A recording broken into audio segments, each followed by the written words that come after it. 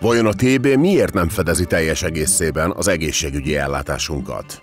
És miért fizetünk emiatt zsebből átlagosan további 120 000 forintot évente az egészségünkre? Ássunk a téma mélyére. Minden országban hozzájárul a lakosság valamilyen mértékben az egészségügyi kiadásaihoz. Csak hogy Magyarországon a teljes egészségügyi ellátás 30%-át a lakosság a saját zsebéből fizeti. Ez az EU-ban átlagosan 15%, fele annyi, mint itthon.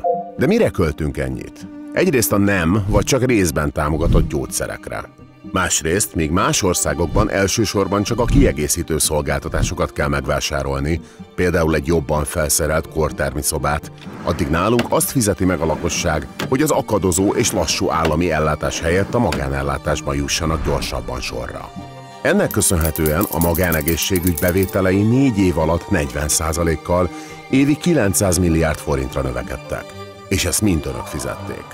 Ez a kényszereltolódás a magánegészségügy felé pedig hatalmas terhet jelent a szerényebb körülmények között élők számára. Előfordul, hogy a családok bevételeinek jelentős része egészségügyi költségekre megy el. Ez oda is vezethet, hogy a lakosság nem fordul időben orvoshoz, vagy akár a gyógyszereit sem tudja kiváltani. Később az adott beteg meggyógyítása sokkal több pénzt, időt és erőforrást emészt fel, mintha időben sorra került volna az állami ellátásban. És hogy mit javasol a Magyar Orvosi Kamara mindezek megoldására? A magánszolgáltatóknak fontos szerepe van egy modern, rugalmas egészségügy felépítésében.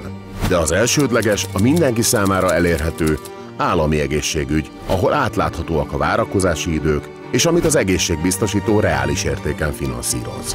Ehhez pedig több pénzre van szükség. És nem a lakosságtól, hanem a mindenkori kormánytól. Hisz a magyarok egészsége többet érdemel.